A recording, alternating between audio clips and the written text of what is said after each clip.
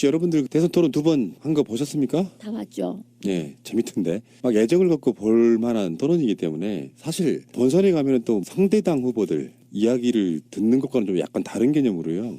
여러 가지 시사점이 되게 많더라고요. 이게 어떤 캐릭터상의 문제도 있고 또 예상돼서 보니까 그렇게 보이는 것도 있을 거고 어쨌건 토론은 정말 재밌었습니다. 그러니까 집중도 높은 토론이라고 저는 2시간이 어떻게 갔는지 모르겠더라고요. 네, 금방 끝나요. 희한하죠. 왜 우리 옛날 박근혜와 문재인 눈에 딱 띄는 게 이정희밖에 눈에 안 보이는 그런 느낌이었던 토론도 있었고 이거 팟캐스트 방송되면 대박인데. 그러니까 사실상 지금 2차 토론은 팟캐스트 방송이라고 보시면 돼요. 이게 이제 언론사인 어마이TV가 팟짱 진행하는 장윤선 씨 그 시간에 한 거니까 팟캐스트용으로 토론을 한 거예요. 이건 굉장히 열린 마인드로 토론 일정을 잡은 거라고 저는 보거든요. 이게 계속해서 이런 식으로 재반복되고 새로운 매체로 공급할 필요가 있다는 거죠. 꼭 텔레비나 종편에서만 이렇게 할 게 아니라 뭐 유튜브 생방송 같은 것도 해보고 물론 별풍선은 받지 말고 기본적으로 여러 가지 매체와 다양한 층 안에 이 공급할 수 있는 게 돼야 된단 말이야. 박근혜도 인터넷 방송 나오잖아. 그래서 자기의 토론을 지지자들한테 널리 알렸잖아. 그렇게 하고 있어요. 지금 1차 토론도 CBS 정관용 프로에서 한 거거든요. 라디오. 그것도 팟캐스트로 올라옵니다. 그리고 이제 앞으로 유튜브에도 다 올라와 있고요. 1차 토론도 페이스북 같은 걸로 생중계가 됐고요. 그 현장 자체를 오디오만 나온 게 아니고 라디오라고 해도 그리고 보이는 라디오. 보이는 라디오로 나왔고요. 그리고 2차 토론이었던 어마이TV의 그 장윤선 기자가 진행했던 그 프로그램도 동영상으로 생중계가 됐고요. 그러니까 그렇게 생각을 해보는 거예요. 앞으로 뭐 정편에서 하는 토론, 지방방송에서 하는 토론, 지상파가 하는 토론 여러 가지가 지금 8번이 더 남아 있는 건데 팟캐스트 자체의 위상을 인정해 준 거라고 저는 보거든요. 순수한 인터넷 방송으로는 유일해요. 오마이TV가 만드는 그 컨텐츠가 팟캐스트를 위한 용도이기 때문에 팟캐스트의 위치가 사실상 확인된 대선이라고 저는 보여지는 거예요. 그 토론 중에 하나의 일정을 그렇게 잡지 않아요. 그렇죠. 총평을 해보자면 저는 사실은 1차 때는 안 봤습니다. 2차 때는 봤는데 역시 안희정만 빼면 나머지 3사람은 대동소이하다. 저는 사실상 그렇게 봤고요. 일단 그럼 가벼운 것도 얘기 좀 해보자고. 최성 고양시장의 숨겨진 인재의 발견? 난 놀랍던데. 정말 신선하던데요. 그러니까 오히려 이재명 시장보다 저 좌측에 가 있는 이런 느낌을 좀 받죠. 그건 아니에요. 더 좌측에 가 있는 거는 아닌데 문재인 후보와 이재명 후보 한 중간쯤인 게 아닐까? 뭐 이런 또는 문재인 후보와 상당히 그 스펙트럼상으로는 상당히 겹친다라는 생각이 드는데 근데 이 사람은 정말 우리가 인지도가 별로 없잖아요. 그런 상태에서 저 사람은 뭐야? 이렇게 생각될 수도 있는데 그 와중에 나와서 전혀 기죽지 않고 꿀리지 않고 자기 그 PR 할 거 다 하고 그리고 어떤 면에서는 정말 해야 될 이야기를 요소요소에서 탁 집어서 하면서 정말 여유 있게 이 사람이 하나 끼임으로써 오히려 토론이 더 활성화되는 느낌이 날 정도로 자기 플레이를 굉장히 잘했다라는 생각이 들더라고요. 가령 무슨 고양시 거기에서 하는 무슨 꽃축제라든가 이런 데를 가거든요. 가서 보면 그 시장에 대한 평판이 굉장히 좋더라고요. 거기 주민들이 시정을 굉장히 잘한다 뭐 이런 이야기를 하고 그것도 고양시니까 고양이 있잖아요. 고양이. 맞아요. 그걸 또 이제 막 그 내세우고 상징동물로. 그런 어떤 귀엽고 창의적인 마인드도 좀 있는 사람이고 또 일산 그쪽 동네가 좀 그렇잖아요. 그러니까 중간 계급의 어떤 사람들이 좀 아주 막 경쟁 치열하지 않게 이제 그런 느낌의 어떤 삶의 공간을 만들어가는 그런 것과 또 굉장히 콘텐츠를 많이 만들어가고 있고 그래서 갑자기 나는 막 그 호감이 생겼어 이 사람에 대해서. 그러니까 몰랐을 때는 그냥 막연하고 막상 이야기를 들어보면 괜찮고 거기에 이제 저는 큰 틀에서 보면은 콘텐츠들 괜찮은 4명이 모여서 토론하니까 전 나쁘지 않았다고 일단 보고요. 개별적인 이야기야 뭐 다시 이야기가 나오겠습니다만 굳이 말하자면은 고양시와 성남시의 라이벌 관계도 좀 한번 봐줘야 되고요. 일산 분당을 끼고 있는 뭐 이런 거죠. 그래서 고양시장은 사실은 이재명이 혼자 뜨는 게 너무나 좀 사실은 좀 배 아픈 뭐 이런 것도 있는 거고 전혀 다른 이야기입니다만 이런 것도 좀 가능하다고 봐요. 이재명 시장이 기초단체장으로서는 사상 최초에 가까운 대선 후보의 부상 아닙니까? 그러니까 정당 주류에서 보면은 최성이든 이재명이든 어쩌면 반란에 좀 가까운 비주류죠. 그러니까 자기들 입장에서 보면은 좀 주류들 입장에서 아직도 같은 급으로 인정 안 해주려고 하는 심리도 없지 않아 사실 있습니다. 그렇죠. 근데 그런 사람들이 토론회 같은 거나 대선을 통해 가지고 떠오를 수 있다는 것 자체가 어떤 민주주의의 또 다른 어떤 재미, 묘미라고 보기 때문에 주류가 보는 입장이 그렇게 해서 억압해서 인정하지 않았던 사람이 바로 노무현 대통령이거든요. 비주류인 사람이 나 대선 나갈래. 에이 무슨 뭐 이인재나 하나갑 이런 사람들이 있는데 같은 당에서는 격이 달랐던 거죠. 그런데 그런 사람들이 어느 날 갑자기 떠오르기 시작해가지고 결국은 대통령까지 되는 어떤 과정들을 우리가 그렇죠. 봐왔기 때문에 그냥 무시하거나 할 건 못 되고 그런 방식으로 스스로 용기 있는 자가 정치적인 위상을 높일 수 있다는 점에서는 최성 시장, 뭐 이재명 시장 다 저는 좋게 봅니다. 다시 한번 말씀드리면 안희정 씨만 빠지면 굉장히 높은 토론이 될 수 있어요. 굉장히 이렇게 딱 꽂아갖고 그래요. 이 동감할 수밖에 토론을 없게. 질적으로 낮게 만든 게 안희정이었고요.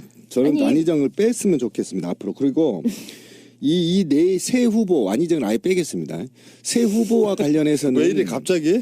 사실은 노동 분야에서는 최성이 가장 좌측에 있어요. 분배나 동일노동 동일임금을 주장하고 있기 때문에 그거는 저희 이제 우리 이상적인 사회의 모델인 거잖아요. 그리고 민주노총이나 어쨌든 민주노조들이 지속적으로 수십 년간 요구했던 게 바로 그겁니다. 그것이 만약 부와 재화의 분배에 있어서 가장 명확한 겁니다. 그런 전반으로 봤을 때 사안별로 다양한 의제들을 경험해 볼 수 있고 그 새 후보들이 얘기하는 거에 대한 강도나 높이, 차이들을 지켜보는 게 상당히 묘미가 있었어요. 그래서 최종적으로 평을 해보면 이 세 사람의 공약을 가장 합리적으로 믹스한다면 굉장히 좋은 안이 되겠다.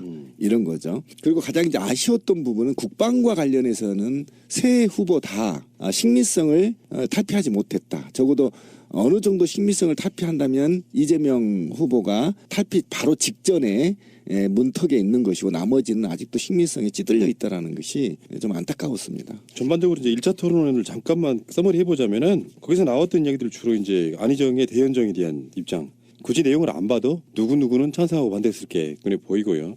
그다음에 기본소득 이야기도 나왔고요. 기본소득에 대해서 이제 그 재원을 어떻게 할 거냐. 43조 원 들어간다는데 뭐 이런 식으로 서로 공격도 했고요.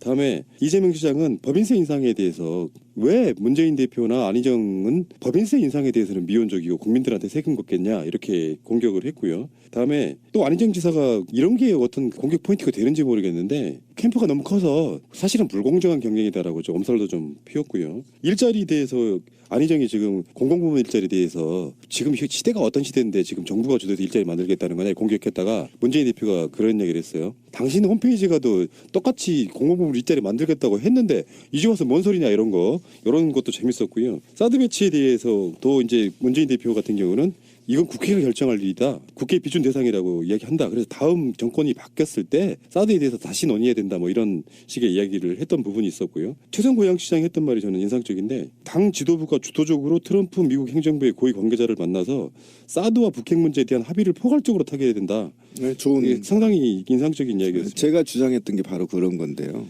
그리고 이제 안희정은 개헌에 대한 이야기를 좀 적극적으로 했는데 차기 정부를 이끌면 의회와 적극적으로 개헌 논의를 촉진시키겠다. 뭐 이런 개헌에 대해서 좀 적극적인 이야기를 좀 했다. 이렇게 이게 이제 1차 토론의 서머리라면 서머리고 2시간 동안 되게 말로 다. 그러니까 제가 안희정을 이 토론에서 빼야 된다는 이유는 뭐냐면 바로 방금 얘기했던 겁니다. 제왕적 대통령 체제를 극복하기 위해서 대연정론을 얘기하고 있어요. 그러니까 곳곳에 행정부 관료들이 각 정당에서 나와서 혼합해 놓으면 대통령이 적어도 제왕적으로 하지 못할 거다. 이런 굉장히 저질적인 토론을 만들어버린 겁니다. 지금 다른 후보들은요. 대통령 권한을 굉장히 지금 견제할 수 있는 특단의 조치를 취해야 된다고 얘기하는데 대연정을 통해서 바른정당이든 새누리당 아루들도 다시 관료로 데려와서 연합을 하자는 겁니다. 이거는 완전히 있잖아요. 기본적인 것도 모르는 굉장히 정말 실망했어요. 저는 안희정한테. 인터넷을 통해 방송된 더불어민주당 대선 주자들의 두 번째 토론회. 고고도 미사일 방어 체계 사드 배치에 대한 입장에서 가장 첨예하게 엇갈렸습니다. 한미 간의 합의한 문제를 뒤집기 어렵다는 입장인 안희정 충남지사가 다음 정부에서 결정하게 하자는 문 전 대표를 향해 분명한 입장을 요구했습니다. 좀 애매한 태도 같습니다. 왜냐하면 국민들이 볼 때는 좀 멋들어진 태도도 아닐 뿐만이 아니라 그 전략적 모호함으로 문제가 풀릴 것 같다라고 하는 것에 대해서 또 불신을 하고 계시는 것 같습니다. 정말로 문자 그대로 한미적인 우리 충분한 공로나 또 외교적인 협의를 통해서 문자 그대로 한미적 결정을 내리자는 것이죠. 그렇죠. 지금 단계에서는 모호하게 말할 수밖에 없다는 것이죠. 이재명 성남시장이 사드 배치 합의를 없던 일로 하자고 주장하자 안 지사는 미국과 중국 사이에서 외통수로 몰릴 수 있다고 꼬집었습니다. 사드는 옳지 않다. 어떻게든지 원상복구하는 게 맞다. 다시 한번 원점에서 얘기해 볼 수 있는 기회를 만들자라고 공동으로 한번 입장을 내주시면 어떻겠습니까? 국가의 5천만의 이익과 안전을 위해서 우리는 침묵할 때는 침묵을 해야 합니다. 특정적 발언과 단전적 발언이 굉장히 안보 외교 전략에서는 위험하다는 말씀을 좀 드리고 싶어서 그렇습니다. 재벌 개혁을 놓고도 불꽃 튀는 논쟁이 벌어졌습니다. 문재인 전 대표는 이재명 성남시장을 향해 재벌 청산이 능사가 아니라고 주장했고 이 시장은 문 전 대표가 기득권 세력과 손잡으려 한다고 맞받아쳤습니다. 재벌을 해체하자 또는 기득권자들을 일체 다 타도하자 일체 다 배제하자 이런 식으로 해서는 새로운 대한민국을 열어갈 수 없다고 생각합니다. 이 사회의 온갖 기득권자들이 우리 문 후보님 주변에는 아주 대규모로 몰리는 것 같습니다. 저는 이런 걸 보면 이것도 일종의 기득권 대연정 아니냐. 이런 가운데 최성 고양시장은 안희정 지사의 대연정론을 비판하며 개혁적인 야3당만의 공동정부를 수립하자고 제안했습니다. 독자적인 집권이 아니라 또 박근혜 국정농단 세력과의 야합적인 대연정이 아니라 더불어민주당, 국민의당, 정의당과 함께하는 개혁적인 야3당의 공동정부 수립이 중요하다고 봅니다. 두 차례 합동토론회를 마무리한 민주당 대선 주자들은 대통령 탄핵 여부가 결정된 뒤인 오는 14일 YTN과 지상파 방송 합동토론회에서 다시 맞붙을 예정입니다. 자, 2차 토론 이야기를 이제 한번 해볼게요. 어차피 지나간 1차 토론은 토론이 10여 차례 실시되면서 후보들도 자기 입장이 정리가 되고 완성이 된다고 봐요. 10번 정도 토론하면 어느 정도 가닥이 나올 거예요. 어떤 이야기를 했더니 반응이 좋더라까지 다 하면서 이렇게 집중돼 간다고 보는데요. 근데 이제 안희정이 이제 그런 이야기를 했어요. 같은 민주당 내에 있는 후보로서 동지로서의 예의를 지키자 이런 이야기를 했거든요. 근데 안희정의 이 예의 발언은요, 말하자면 이재명을 두고 하는 이야기인데, 그게 이재명이 자기를 공격한다라는 의미로 얘기를 하는 게 아니라 묘하게도 이재명이 문재인을 공격하는 것에서 이를테면 친재벌적이지 않느냐라는 그런 지적이 매우 부당하다라는 이야기를 하면서 자기가 실드를 쳐주는 것처럼 그렇게 했어요. 근데 사실 안희정 같은 경우는 1차 토론에서 최성 후보의 집중적인 공격을 받았거든요. 심지어 아니 어떻게 해서 당신이 DJ와 노무현의 적자라는 말을 하느냐. 노무현의 적자인 거 그런 것까지는 잘 모르겠으나 DJ의 적자는 절대로 아니다. 막 이런 이야기까지 들었고 사실 1차 토론에서는 최성 후보는 거의 안희정을 전담마크하기 위해서 나온 것이 아닌가라는 생각이 들고 그러다 보니까 오히려 저는 좋더라고. 그쪽에서 이제 마크를 하고 이쪽에 이제 두 후보들끼리 얘기하는 게 더 흥미진진하고 좋더라고. 근데 어쨌든 지금 2차 토론에서는 오히려 그 시청자 전화 찬스에서 어떤 분이 최성 후보에게 얘기를 하기를 당신은 문재인을 엄호해주기 위해서 나온 것 같다. 이제 이런 질문을 또 했어요. 그건 절대 이제 아니라고 그러겠지. 하죠. 그러니까 사실 약간 스펙트럼상에서 겹치는 면은 있지만 절대 이제 문재인 후보를 엄호하기 위해서 나온 건 아니라는 건 저는 굉장히 알겠더라고요. 이분은 이제 자기 PR을 하기 위해서 나온 거죠. 근데 어쨌든 이 양상은 굉장히 재밌다. 어떤 물고 물리는 면이 있는데 확실하게 이재명 후보의 경우에는 문재인 후보에 대한 어떤 집중적인 겨냥이 아주 많이 느껴졌는데 근데 거기에 대해서 이제 이번에 특히 2차 토론의 어떤 초반부에 그렇게 이제 공격이 들어온 거에 대해서 문재인 후보가 약간 그 평정심이 이제 좀 약간 무너지는 것 같은 그런 모습까지 보이더라고요. 그런 거보다는 전략적으로 친재벌주의적이라고 하는 이재명의 논리에 대해서 1차 토론회 때는 그냥 받아주기만 했다가 이게 여파가 커지는구나 하는 부분에 대한 걸 파악을 한 것 같아요. 그래서 굉장히 그 부분에 대해서 적극적으로 방어를 하는 느낌이 들고요. 이재명 후보가 하고 있는 지금의 어떤 그 토론 방식이 사실상 지지율 3위인데도 불구하고 하고 자기가 마치 근접한 2위의 위치에서 하는 거와 같은 그 굉장한 일종의 뭐라지 기계라 그래야 되나 팩이라 그래야 되나 그런 것들을 보여주더라고요.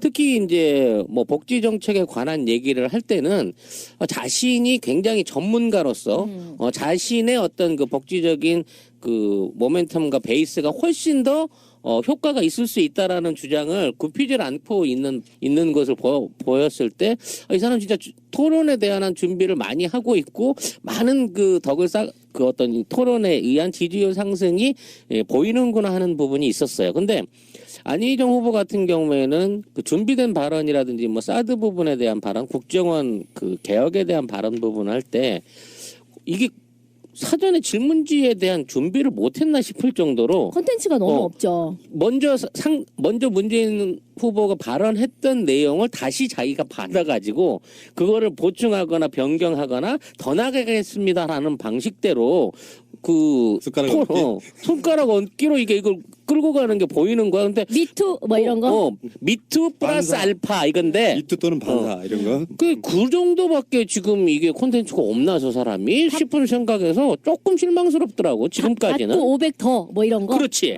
레이스 받고 500 더도 아니야. 삥 더 이거야. 그 문재인 대표가 토론 끝나고 나오면서 재밌었다고 치열했다는 이야기죠.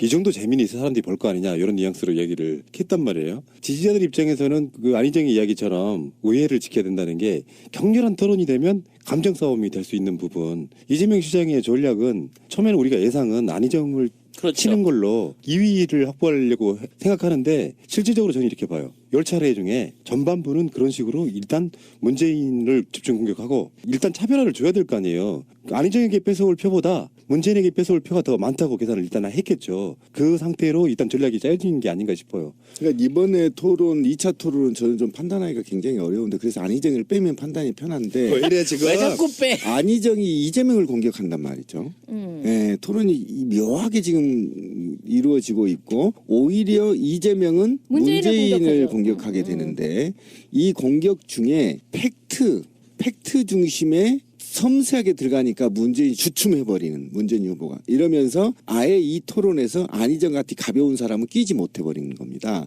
이런 토론 오히려 거기서 최성이 디테일하게 들어오니까 이게 얘기가 되는 거예요. 그렇죠. 그러니까 안희정은 이 토론에서 이익 볼 게 저는 없다. 굉장히 지금 안 좋은 상황이고요. 왜 그러냐면 말 한마디도 정제돼 있지 않고 준비가 안 됐어요. 아까 말씀드린 게 그거잖아요. 아까 지금 최순실과 박근혜 플러스 공무원 전체를 싸잡아 욕해버리는 거예요. 사실은 고위공무원이라고 얘기를 해야 돼요. 어느 하나를 굉장히 신중해야 되거든요. 하이직들은요. 지금 박근혜 적폐를 청산하기 위해서 거리를 깃발 들고 나오는데 여기다 대고 공무원을 싸잡아서 욕해버린단 말이죠. 이런 거 하나까지 전부 거슬리는 겁니다. 안희정이. 제가 싫어해서 그런 게 아니에요. 싫어하는데 보니까 그런 측면에서 그런 측면에서 봤을 때 또 공격의 대상이 있잖아요. 자기가 이재명을 죽였을 때 이재명 표가 안희정한테 갈 거라고 보지 않거든요. 오히려 문재인 후보의 표를 공격해야 안희정한테 가게 돼 있는데 공격 대상도 다시 또 이재명이 돼버리는 거예요.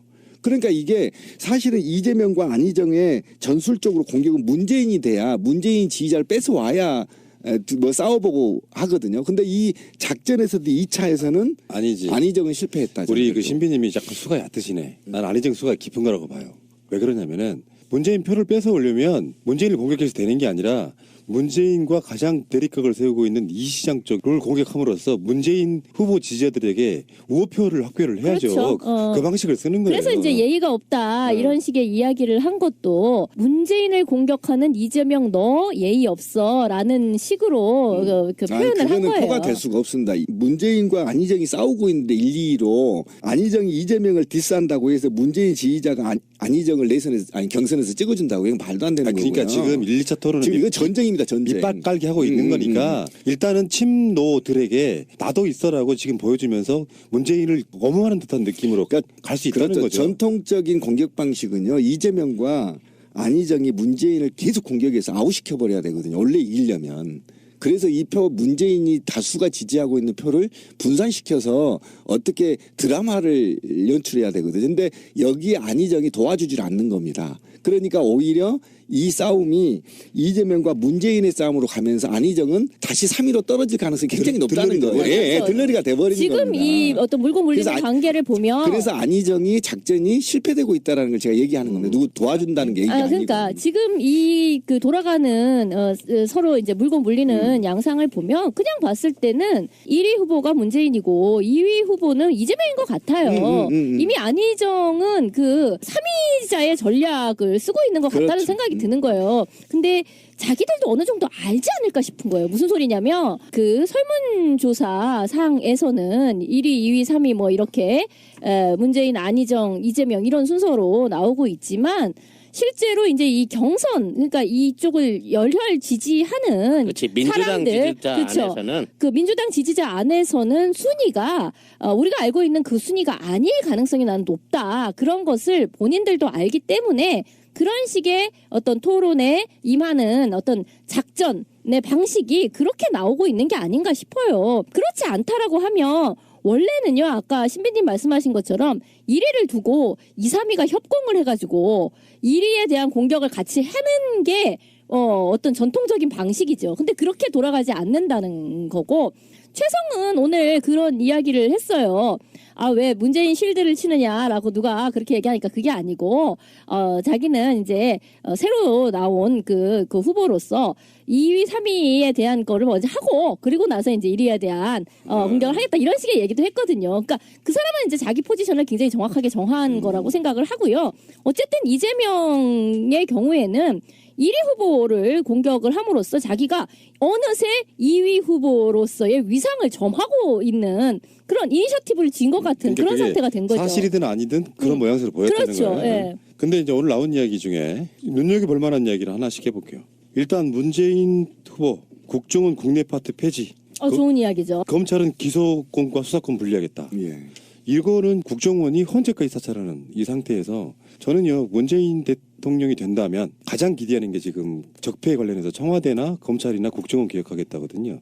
거기에 대해서 이제 구체적으로 이야기를 한 거라고 저는 보는데 국내 파트 폐지뿐만 아니라 저는 이렇게 생각합니다.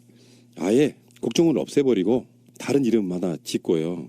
해외 업무와 산업 관련한 그 산업 스파이 같은 그런 문제 있지 않습니까? 그것만 전담하게 하고 국내에 대한 정보 수집 같은 거는 사실상 경찰로 이렇게 이관하는 그런 작업을 해야 된다고 생각해요. 아마 그런 식의 생각을 하고 있겠죠. 대안이 있어야 되니까 국내 파트 없앤다고 하면. 그 부분에 대한 개혁 내용이 사실은 그 노무현 김대중 시대 때부터 늘 화두로 있었죠. 국정원이 음지에서 복무하는 내용을 줄이고 정당한 어떤 경쟁력 있는 기업과 국가를 위해서 해외 정보를 취득해서 공적으로 활용할 수 있는 그런 기관이 되자라는 시도는 늘 많이 있었는데 정권들이 결국은 자신의 권력 유지 또는 어떤 일부 기득권층의 이득을 위해서 결국은 또 그 음지의 사업들을 다시 부활시키고 한 거거든요. 그러니까 이거는 사실상 집권자의 의지 내지는 시스템상의 투명화가 필요한 거고 우리가 지지하는 이제 민주당 그 후보들 간에 이제 일어났던 토론 안에서 나올 수 있는 정말 후련한 의견일 수 있었는데 이 의견들이 받아들여져 가지고 나중에 저쪽에서 나오게 되는 후보하고 본선에서 붙었을 때도 요 의지와 나중에 이기고 난 다음에도 실천이 이루어질 수 있을 때까지 요건 꼭 우리가 기억해놓고 중요하게 생각해야 될 파트가 아니냐 싶습니다. 대선을 당선될 확률이 높은 사람의 의지가 우리가 가장 국민들이 염원하는 게 국정원 국내 파트 부분의 개혁 문제인 거고 검찰의 기소 독점주의를 손보겠다라는 의지가 매우 강하다는 건 확인이 됐습니다. 그리고 안희정을 제외하고 나머지는 다 그렇게 동의하고 있는 것인데 아까 제가 권 PD 말에 제가 굉장히 높이 평가했던 이유는 뭐냐면 국정원을 국내 파트 이 팀만 없애버리면 안 돼요. 제가 그렇게 말했잖아요. 이들은 다른 그릇에 담아야 된다는 겁니다. 예. 그래서 어쨌든 그것에 놓고 일부만 개혁을 해서 하는 게 아니라 어쨌든 당선된 사람이 국민들의 염원을 받으려고 한다면 적어도 이름도 바꾸고요. 정책도 안에 내는 조직관리론도 전부 다 개혁을 해서 새로운 그릇에 담아야만 적어도 국정원이 제대로 국익에 도움이 되겠다. 이런 것이죠. 그래서 그 문재인 후보가 이건 정해진 이름은 아닌데 해외 안보 정보원으로 바꾸겠다고 했어요. 그러니까 국내 파트를 완전히 폐지하고 미국의 CIA처럼 테러, 대북 테러 이런 걸 그렇죠. 담당하는 예, 예. 해외 안보 정보원 기능만 하는 걸로 바꾸겠다. 굉장히 좋은 아니고요. 그래서 이번 토론회에서 굉장히 재미가 있는 게 하나가 있어요. 이재명 시장하고요. 문재인 후보는 굉장히 디테일해요. 구체 계획까지 나온다는 거에 대해서 이게 좀 관전 고민을 포인트가 많이 한 있더라고요. 거고요. 예, 있더라고요. 그러니까 이거는 이재명 시장도 사실상은 거의 똑같은 동의한 정도의 거죠. 오히려 더 이야기를 강도가 하는 거고요. 높겠죠. 문제는 이제 검찰인데 검찰에 대해서는 수사권 기소권 분리라는 것은 수사권을 경찰에게 떼주겠다는 거거든요. 지금 이 상태에서. 그러니까 박근혜 탄핵 이후에 검찰이 수사를 가져가서 어떻게 하느냐도 상당히 연관이 있을 거라고 보고 다음에 공수처 신설을 하겠다는 거예요. 고위공직자 비리수사처. 예, 이게 맞물려 있는 거죠. 그렇게 되면 이제 그러니까. 검찰을 수사하는 또 다른 하나 조직이 생기는 거거든요. 근데 이거는 기득권에 대한 완고한 대혁명과도 같은 거 아닙니까? 지금 경찰과 검찰이 수사권 놓고 수십 년간을 다투는 데 있어서 대통령 되고자 하는 사람이 이렇게 얘기를 해놓고 이거 안 바꾸긴 좀 쉽지가 않고요. 그렇죠. 근데 사실 재벌개혁은 대통령의 의지로 되기가 좀 힘든 부분이 있잖아요. 자유시장 경제에서는. 대통령 의지로 할 수 있는 게 나는 국정원과 검찰개혁이라고 봅니다. 그리고 자유 권한이니까. 그러니까 기업 재벌하고 언론사는 대통령 의지대로 마음대로 못해요. 검찰과 국정원은 대통령이 의지만 있다면 저거 충분히 가능하다고 보는. 그런데요, 네. 재벌 개혁도요. 제가 이제 수사권 이게 할 얘기 많은 건 뭐 애칭자들 다 알겠지만 지금까지 해왔기 몰라요. 때문에 그러면 이 사실은 검찰 개혁에 관련된 것은 제가 볼 때 문재인이 탑입니다. 이 공약은 왜 그러냐면요. 참여정부 되게 참여했기 때문에 그러면서 실패했기 때문에 이것과 공수처하고요. 그 다음에 기소권 수사권 분리 문제하고요. 그 다음에 그 로스쿨 제도에 대한 강한 의지 유지돼야 돼. 사법고시 폐지해야 된다라는 이 세 개가 맞물려서 다른 후보에 비해서 굉장히 깊고 디테일하게 독보적이라는 것은 확실합니다. 자기들이 과거 참여정부도 해봤기 때문인 거죠. 경험이 있는 곳이고 그다음에 이번에도 최근에 로스쿨 폐지할 수 없다라고 강력하게 얘기를 했고 진화 발전시켜야 된다라고 얘기했기 때문에 요 세 개가 맞물리면 사법개혁은 어느 정도 된다는 것이죠. 그런데 재벌개혁과 관련해서는 약간 이재명 시장한테 밀리는 겁니다. 왜 그러냐면 재벌 해체나 이런 말들도 용어가 아직 문재인 후보한테는 색다른 거예요. 예를 들면 재벌을 해체하면 재벌 다 없애자는 거냐 이렇게 이제 문재인은 얘기하지만 이재명은 키워드가 정확합니다. 재벌 시스템을 해체하는 거다. 정확하게 재벌 체제 해체라고 체제를 했죠. 해체라는 건데 이것과 관련해서 저는 이제 아까 우리 권 PD가 얘기한 거 재벌 개혁 이거는 4시간에서 한 6시간이면 다 조져버릴 수 있습니다. 대통령이. 이거 절대 대통령이 할 수 없는 게 아니에요. 왜 그러냐면 미국의 기업들은요. 국가의 도움 없이 자생적으로 성장하기 때문에 국가로부터 국가 권력으로부터 자유로워요.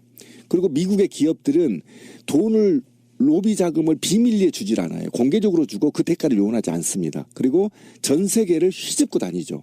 그런데 한국 기업들은요. 그렇지 않습니다. 국가의 도움이 없으면 다 망합니다. 제가 무슨 얘기를 하시냐 아시죠? 국가 부양에 의해 가지고 지금까지 부양이 되는 거예요. 예. 아니, 자생력이 없기 때문에 지금부터 니네 족벌 체제 경영하면 지원 100% 끊어버리겠으면 기업은 전부 바뀝니다. 말 한마디 바꿀 수밖에 없어요. 그게 우리가 이재용 구속 하나 시키는 것도 그 난리를 치고 힘들었잖아요. 그렇지. 그건 인정하나. 그렇기 때문에 말처럼 쉬운 건 아니고요. 맞아요.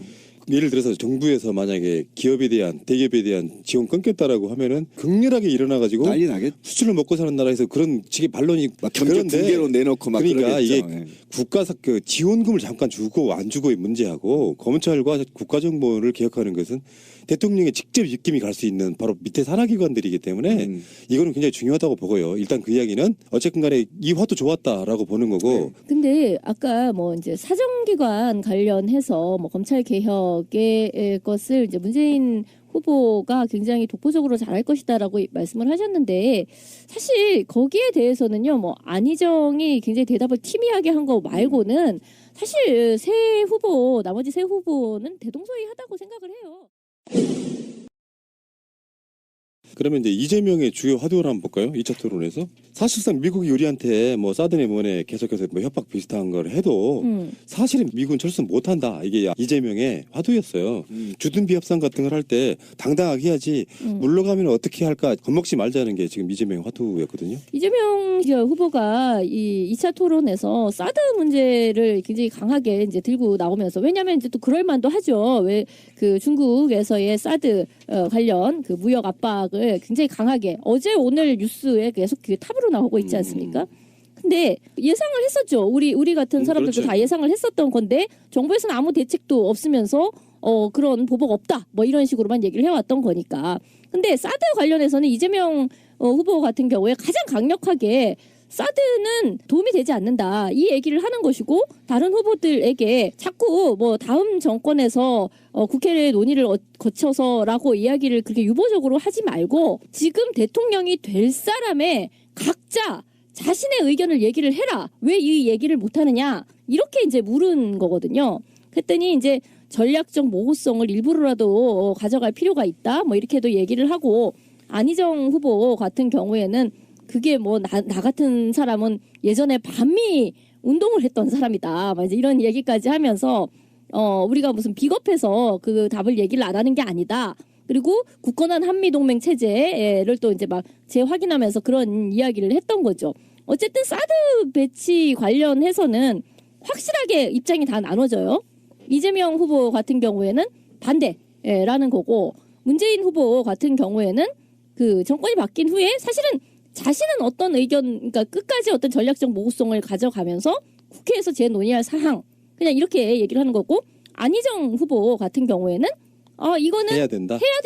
그냥 받는 거다. 근데 이제 이 이러는 지점은 거죠. 나는 이 지점 때문에 문재인 후보가 공격받는 거는 사실은 온당치 않다고 보는 거예요. 왜 그러냐면은 문재인도 사실상 반대인데 다시 한번 말씀드리지만 이 사드 문제에 관련해서는 이런 부분이 있어요. 이재명은 이재명답게 사드에 대한 이야기를 한 거고요. 문재인이 사드 반대한다고 하게 되면 급격하게 서로 간의 안보 프레임으로 가버릴 수 있는 부분이 있기 때문에 차마 말을 못하고 있는 거라고 저는 생각이 들어요. 그거는 문재인 입장에서는 이재명의 공간도 확보해 주는 거라고 저는 보기 때문에 사실상이 반대에 가깝지 않을까 이렇게 봅니다. 아니 제가 여러 번 문재인의 사드 배치와 관련 의견에 대해서는 여야를 합쳐서 전부 독보적인 거다. 그 이유가 뭐냐면 사실은 미국의 눈치와 중국의 눈치, 그다음에 한국의 전반적인 정서를 타서 이거는 국회의 비준 사안이다. 따라서 국회에서 충분하게 논의 후에 참여 여부를 결정하겠다고 한다면 사실상은 그렇죠. 도입이 불가능한 단계가 된 겁니다. 왜냐하면 경제적인 종합적인 사회 종합적인 검토 후에 검토가 이게 이 국회에서 논의가 될 거기 때문에 경제적으로 어떤 게 실익을 지할 거냐 이런 문제에 접근했던 거고 이재명은 주권의 문제로 접근을 했다는 겁니다. 그러니까 접근의 시각의 차이가 있지 사실상은 둘 다 사드 배치는 반대다 이렇게 보시면 되고 나머지 후보들도 마찬가지겠죠. 그런데 이재명 시장은 굉장히 저와 닮은 꼴로 반대를 했습니다. 이게 뭐냐면 전시작전권 회수 문제하고 그다음에 주한미군 철수 문제 그다음에 사드가 과연 한국의 안보에 도움이 되느냐 이렇게 봤거든요. 안보 차원에서 봤다라는 겁니다. 이재명은. 그러니까 이랬을 때 전시작전권은 어차피 문재인 후보가 청와대에 있을 때 추진했던 내용이었고요. 그다음에 미군 철수 문제는 대한민국 국민의 염원일 겁니다. 누구나. 그런데 이것이 미군 철수를 통해서 어떻게 자주적인 국방을 내세울 거냐라는 측면에서 이재명 후보는 철수하라 해도 걔네들 못한다. 지들 이익 때문에 한국에 들어와 있는데 무슨 소리냐. 사드가 무슨 한국의 안보냐. 좋은 이야기죠. 뭐 이런 건 굉장히 우리 국민들을 깨우쳐 줄 수 있고 그다음에 우리가 자립심을 갖고 남북이 스스로도 국방, 외세에 의존하지 않고 자주 국방을 할 수 있다. 이런 의지를 실어준다는 데에서 관점이 다르다는 겁니다. 이재명 후보 같은 경우에는 이제 남북 관계에서 이제 평화협정 체결 얘기까지를 이제 한 거죠. 근데 저는 사드 배치와 관련해서 다음 정권의 국회의 논의를 통해서라는 이야기가 지금 나무님이 얘기하는 것처럼 결국은 그거 엎어질 거요라고 말씀을 하셨지만 꼭 그렇지는 않다고 생각해요. 왜냐하면 실제로 경제적인 실익이 없다라는 건 다 알죠. 그렇기는 하나 현재의 국회 지형을 한번 보세요.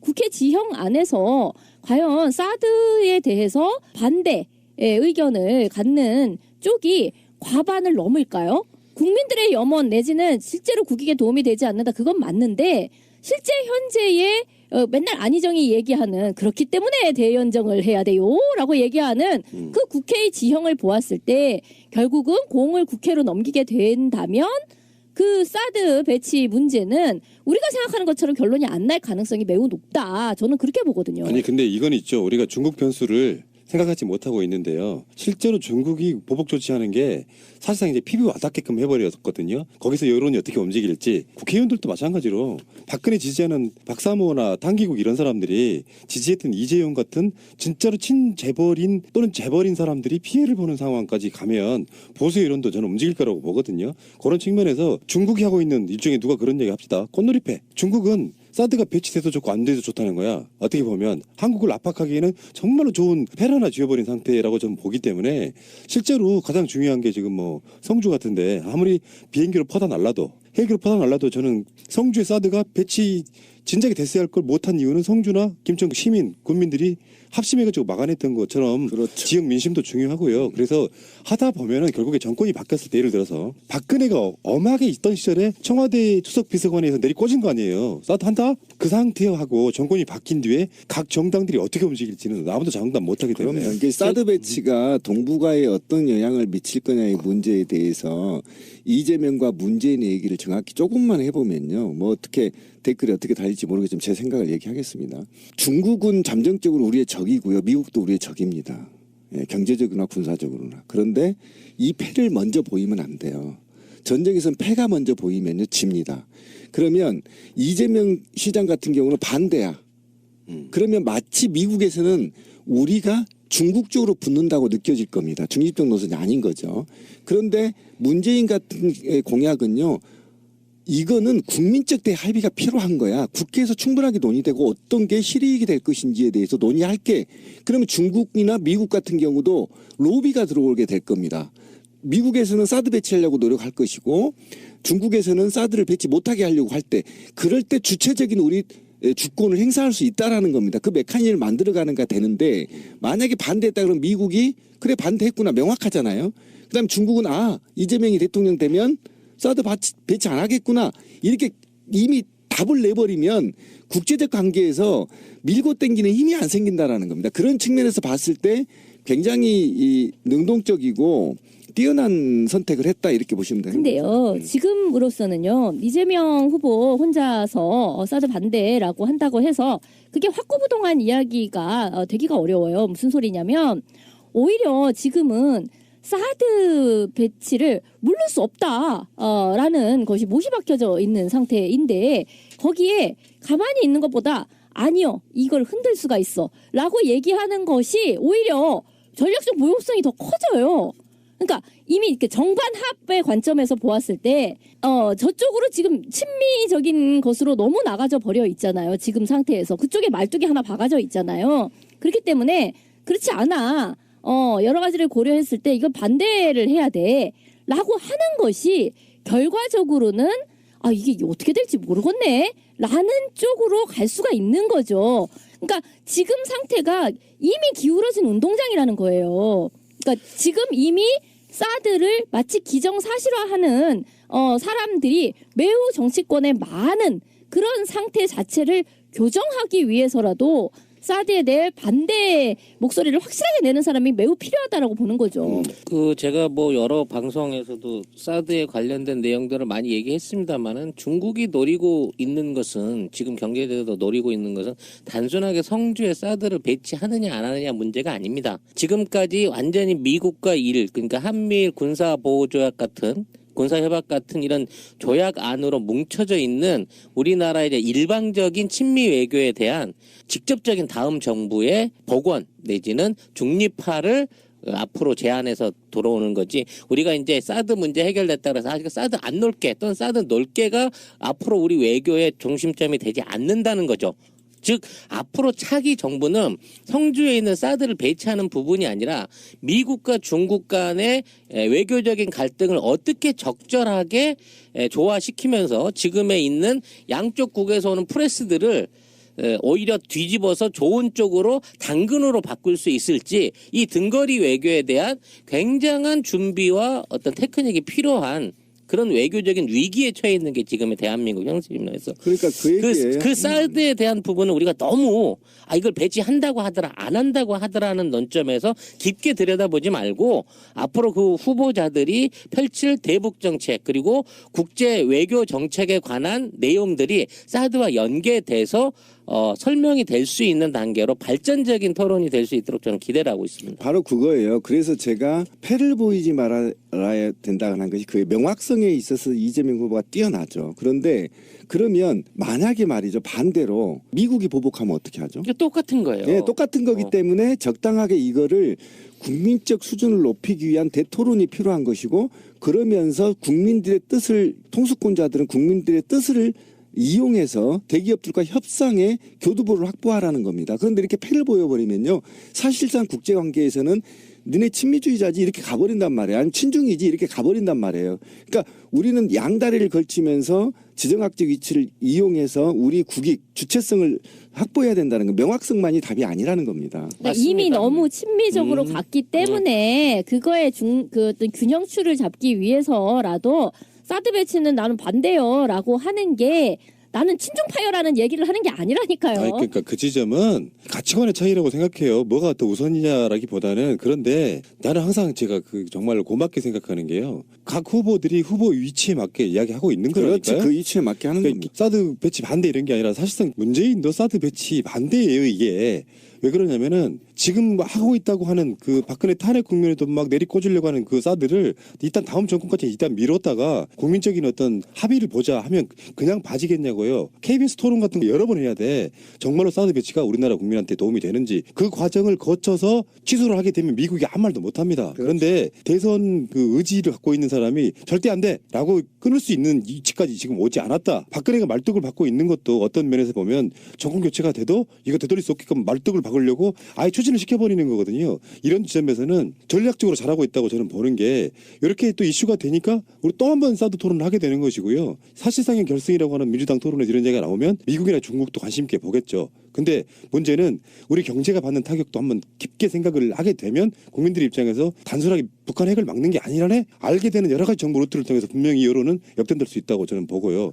그래서 이재명은 잘 던졌고 문재인은 스스로 잘 막고 있다라고 저는 보는 맞습니다. 것입니다. 여론 토론이 계속 반복되면서 국민들이 사드에 대한 이면 또 외교적인 부분 안에서의 실리를 생각해가면서 야 이게 진짜 북한 핵을 막기 위한 그런 류의 어떤 그 시스템이 아니고 이게 지금 이상한 방법으로 이용되고 있구나 하는 걸 깨닫게 되면 저들이 본선에서 써먹으려고 준비하고 있는 종북, 종중의 요즘 이제 종중이 종북하고 같은 레벨로 지금 맞아가고 있어요.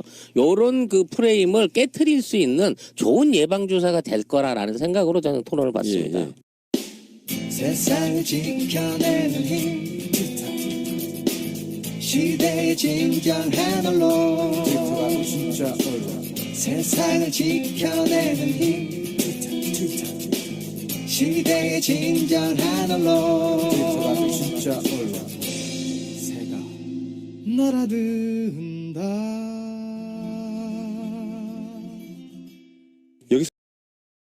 여기서 이제 소외되신 분 좀 이렇게 이야기를 한번 해보면요. 소외. 안희정의 한 말 중에 가장 제가 인상에 남는 거는 그 동지적 애정을 깎아먹는다. 너무 이렇게 이재명 후보가 문재인 또는 참여정부 출신인 안희정에게 친재벌이라는 표현을 썼기 때문에 그 친재벌 이야기를 조금 해야 된다고 생각해요. 이제 2차 토론에서 제일 먼저 얘기했던 게 그 이제 1차 토론에서 약간 미진했던 그 준조세 폐지 문제를 또 그 그림까지 그려갖고 나와가지고 문재인 그 후보에게 이제 다시금 되물었던 거죠. 당신이 그 16조 얼마라는 그 금액을 얘기를 안 했으면 모르겠는데 그 금액까지를 얘기를 했기 때문에 여기 안에는 그 법정의 것까지가 포함되는 15조가 포함되는 그런 개념이다라고 하면서 이제 준조세 폐지 문제를 가지고 물었고 그리고 이제 법인세 폐지 그러니까 법인세 인상이 왜 우선순위가 가장 그 뒤이어야 하느냐 그건 결국 재벌을 이롭게 하는 것이 아니냐라는 것이고 또 캠프에 있는 어떤 사람이 노조에 대해서 굉장히 부정적으로 얘기를 한 거 등을 이제 꼽고 있고 또 캠프에 굉장히 많은 사람들이 모여 있는데 그 많은 사람 중에서는 그 대기업 출신의 사람들이 너무 많이 포진되어 있는 것이 아니냐 이런 등등을 꼽아서 여전히 우리 사회의 그 기득권이라고 할 수 있는 그 재벌과 친연성을 지닌다고 볼 수 있지 않느냐 이제 이런 걸 물은 거죠. 근데 이거는 토론이 진행되면 될수록 국민들 자체한테 여러 가지 그 복합적인 변수를 줄 수 있는 거예요. 법인세도 인상해야 되는 거고, 준조세도 줄여서 조세화하거나 투명화해야 되는 거고, 그리고 기본소득 부분도 재벌의 어떤 그 도움 없이, 그러니까 재벌 측의 돈을 빼오지 않는 인사에서 하는 건 의미가 없다라는 내용을 자꾸 듣게 되면 나중에 어느 순간에 그러니까 이 모든 내용들이 믹스가 돼가지고 새로운 형태의 어떤 그 앞으로 재벌 계약이라든지 흔히 우리가 가상의 어떤 지향점으로 보는 경제 민주화에 대한 실천 방향으로 합의가 이루어지지 않을까 싶은 생각이 드는 거예요. 좋은 견해라고 저는 봐요. 예. 그 이야기가 왜 그러냐면은 예를 들어서 무슨 공공부문 일자리 만든다거나 기본소득을 한다거나 그러면 결론적으로는 세금을 올려야 되는데 지금 이제 공격 포인트 중에는 일반 국민들한테 세금을 걷겠다고 하고 왜 재벌들한테 말 안 해? 국민들이 1년에 내는 세금을 10,000원 올리면 재벌들도 그만큼 법인세를 올려줘야 되는 게 맞거든요. 후보의 위치마다 이것들이 모아져 가지고 결국은 당론 비슷하게 최종 후보의 공약으로 저는 결정될 거라고 보는 게 이런 토론 정말로 좋기는 해요. 그러니까 나는 10,000원을 더 내서 1년에 12만 원을 낼 수 있어.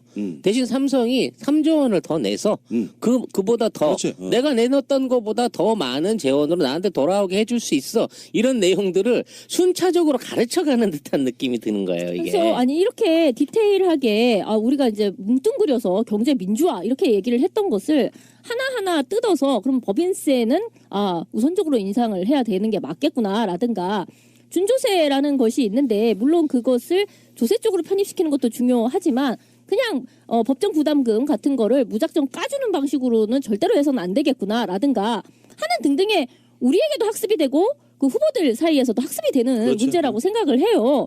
근데 그렇게 되면 지금 이게 굉장히 발전적이고 정책을 앞으로 입안하는데 굉장히 도움이 되는 그런 토론이라고 생각을 하는데 거기에다 대고 왜 이렇게 공격을 하느냐 예의가 없다 이런 식으로 얘기하는 거는 정말 난 그 지점에서 안희정이 다른 것도 싫었지만 너무 싫더라고. 그러니까 빼자고요. 안희정은 속마음을 빼고. 들켰나 보지. 네, 안희정은 뺍시다. 어쨌든 빼는데 준조세가 뭐냐면 세금처럼 비정기적으로 걷는 것을 의미하는 겁니다. 그리고 그런 것들이 세금을 감면받는 거죠. 그 금액만큼. 그래서 준조세는 없애는 게 맞아요. 맞고 실제 조세로 편입을 시켜버려야죠. 아예 투명하게. 그렇게 하기보다는 아까 이제 원 상태 논쟁으로 가야 되는데 법인세를 인상하는 게 아니에요. 이거 세 사람 후보다 마음에 안 들어서 환원이죠. 어떻게 인상입니까? 그러니까 환원을 하고 지금 많이 낮아져 버렸으니까. 무려 8%나 8%. 일반인들이 내는 거 33%인데요. 24%인가밖에 안 내요. 대기업이 지금 혜택을 주고 있다면 그 혜택만큼 준조세로 걷어들이는데 그 준조세가 바로 미르재단에 그렇게 집어넣는 걸 그런 걸 전체를 준조세라고 얘기를 한다고. 그러니까 법정 의무로 15조 원을 던지라고 해놓고 나서 그 돈을 받아먹을 창구를 벌려놓고 자 이왕이면 여기다 던지면 니들한테 리베이트가 있어라고 하는 게 지금 이 정부가 해온 짓거리들 아니냐 말이야. 그러니까 결국은 제가 볼 때는 제가 2차만 봤어요. 1차 안 봤습니다. 그래서 헷갈릴 수 있어요. 근데 법인세 인상 재벌 개혁과 관련 세제와 관련해서는 이재명 시장과 문재인 후보가 거의 똑같아요. 그런데 언어적 차이가 생겼어요. 그래서 예를 들면 준조세 같은 정의를 잘못 이해하거나 또는 이것과 인상이라는 용어를 잘못 쓰거나 하는 바람에 아직 이 정도는 너무 깊게 공부가 안 돼 있다. 이재명만큼 다른 후보들이 이것만은 확실해요. 하지만 이재명은 구체적인 사실을 들고 액수까지 들이대면서 하지만 결과적으로 법인세의 환원 문제는 두 후보가 똑같다. 방법만 다를 뿐이다. 그렇게 결론이 나더라고요. 그런데 이제 제가 빼고 싶은 사람은 쓰잘데없이 이제 뭐 인간성이 나오고 막 이렇게 나오고 뭐 무슨 동지에 아니 법인세와 관련해서는 우선순위에서 문재인 후보의 경우에는 좀 뒤로 밀려져 있으니까 그걸 왜 꼭 뒤로 미뤄야 하느냐라는 거를 이제 이재명 후보가 다시 질문을 했던 거죠. 이런 지점이 있어요. 법인세를 올리는 것에 대한 실제로 이제 명목세율이라고 하는 것에 대한 OECD 국가 법인세 명목 최고세율 비교를 한번 해보면은 OECD가 25, 그러니까 평균이 25 정도 되고요. 25%. 그거에 비해서는 그렇게 많이 떨어지는 게 그러니까 아니다라는 얘기를 하는 거죠. 그중에 19위가 한국인데 한국이 24.2예요. 근데 1위가 미국인데 39나 됩니다. 우리나라 같은 경우는 재벌 대기업들의 영향력이랄까 그게 엄청 크잖아요. 삼성이 우리나라의 GDP의 한 10몇 프로 차지한다고 하죠. 그러니까 미국하고 비교해서도 낮지만 평균에서 차이가 나지 않는다고 해서 그게 법인세가 많은 게 아니라고 설명하는 게 맞겠죠. 그렇죠. 비중이 엄청나게 높기 때문에 그만큼 맞습니다. 더 내야 된다는 사회적 거예요. 책임이 그만큼 강하다는 것이고요. 그다음에 만약에 혜택을 준다고 한다면 이게 노무현 정부 시절까지 끊임없이 원상복구를 시켜왔었어요. 근데 이명박이 갑자기 또 깎아줘 버린 거예요. 거기다 박근혜가 더 깎아줘 버린 거죠. 그러니까 이 문제에 대해서 굉장히 문제가 있는 것이라는 게 명확해졌고 이것은 환원해야 된다는 게 맞는 것이죠. 그런 측면에서 논쟁이 바람직하다는 근데 이제 이번에 지금 미운털이 박혀 있는 안희정 후보가 했던 얘기 중에 한 가지 제가 개인적으로 공감하는 부분이 있습니다.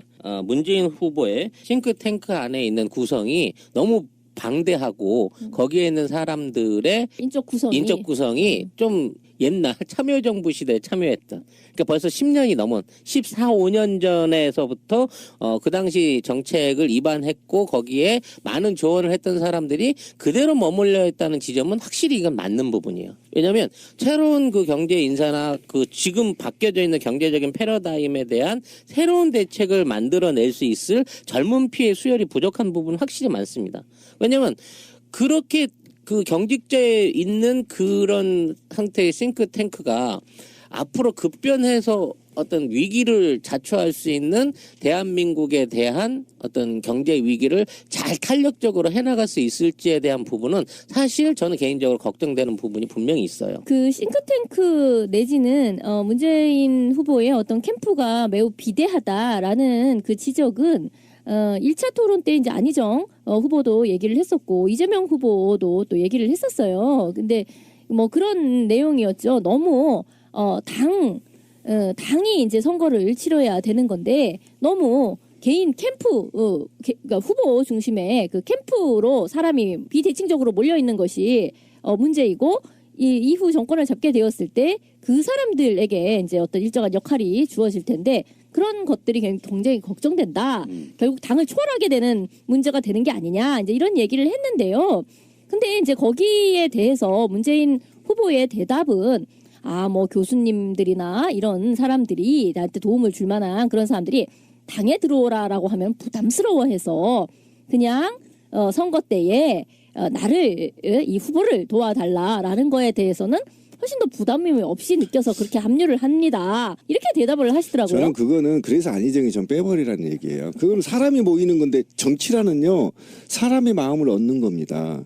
그 캠프가 이제 당선될 것 같으니까 여러 사람이 막 몰려드는 거죠. 네. 그걸 어떻게 너 오지 마 새끼야 이렇게 할 수가 없는 것이어서. 그 부분은 이제 탄핵 인용되면 조기 대선 치러지고 그럴 때 대세론 후보는요 준비된 인상을 줘야 돼요. 그럼요. 어느 인물들이 많이 모이면 거기서 자기가 필요한 걸 선발할 선택권이 더 많은데 충분한 인재풀을 가지고 또 다음에 이제 뭐 어떻게든 합쳐줘야 되잖아요. 캠프의 정책은. 그러니까 지금 이제 잘 하고 있는 정책들이나 캠프의 인사들을 다시 적극적으로 영입해가지고 지금에 있는 내용들이 진 후보의 공약이기 때문에 받아들여지지 않는다. 정책이기 때문에 받아들여지지 않는다는 게 아니라 이 부분에 대한 충분한 필요와 가능성을 엿봤다고 하면 그런 사람들을 싱크탱크를 새롭게 꾸리고 더 신선한 인재들을 영입할 수 있다. 또 그렇게 하겠다라는 약속을 좀 들었으면 하는 그런 바람은 있습니다. 예, 그리고 아까 이제 세율과 관련해서는 좀 오해들이 있을 것 같아서, 그러니까 제가 정말 2차만 봤어요. 근데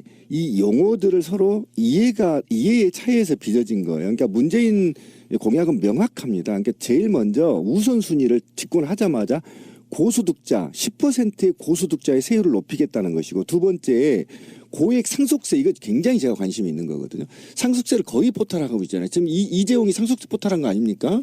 오히려 40몇 조를 지금 내야 되는데 안 냈다는 거 아닙니까? 어떻게 화이팅? 예. 그다음에 법인세 실효성을 높이겠다는 것이고, 그래도 부족하면 명목세까지 인상하겠다는 건데, 이재명 시장은 여기서 법인세를 먼저 1순위로 올려라 이 얘기입니다. 맞아요. 예. 그러니까 우선순위가 어디냐. 그러니까 이거는 비판의 대상이 아니고, 그래 잘한다 둘 다다 이렇게 해야 될 상황이라는 거죠. 그러니까 기득권의 완고한 저항에 대해서 이재명은 이재명답게 이야기하고 있어요. 나는 그게 잘하고 있다고 보고. 굉장히 잘하고 있습니다. 문재인마저도 이재명처럼 할 수가 없다니까요. 왜냐하면 그 기득권이라고 하는 게 검찰, 국정원 새누리당만 있습니까? 재벌들이 갖고 있는 영향력도 크다 보기 때문에 잘하고 있는 거라고 저는 보는데 신변님 말씀처럼 안희정은 이상하게 꼽사리 끼는 느낌 주도하지 못하고요. 자, 2차 토론의 평가였고요. 어쨌든 간에 이번 주에 박근혜 탄핵 된다고 생각하니까 마음이 엄청 바빠지네요. 흥분됩니다. 밥 먹으러 갑시다. 예. 예.